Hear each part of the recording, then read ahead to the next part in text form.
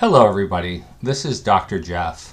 I was doing my morning reading and I came across an article that I initially reviewed about 2 months ago when it first came out. It was actually sent to me by Dr. Charles Runnels, who is the inventor of the vampire hair restoration as well as all the other vampire techniques. And it is a change in the way that we look at hair restoration and look at treating androgenic alopecia.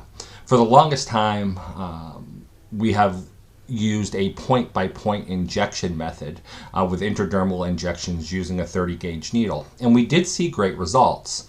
This study compares the intradermal point-by-point injections with microneedling the PRP using a microneedling device. And the interesting thing about the study is that if we scroll down and we look at the results, in each of the different categories that they looked at, hair count, hair density, amount of hairs in the anagen phase, amount of hairs in the telogen phase, average length of hair. But in each of the categories, there was a statistically significant increase in the microneedling group.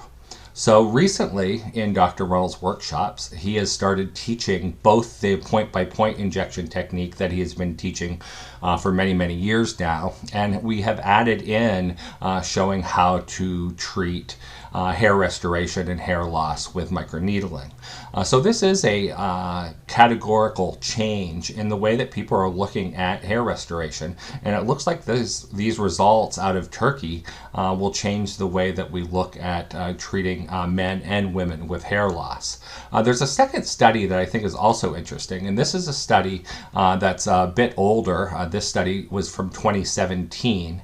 And it was looking at treating androgenic alopecia with just topical minoxidil or topical minoxidil in conjunction with PRP.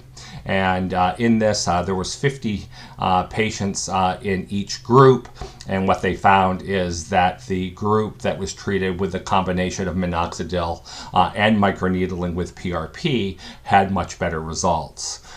So it looks like at this point in time, if we want to give the best possible treatment for hair restoration and hair loss, we should be using both microneedling with PRP in the addition of using topical minoxidil.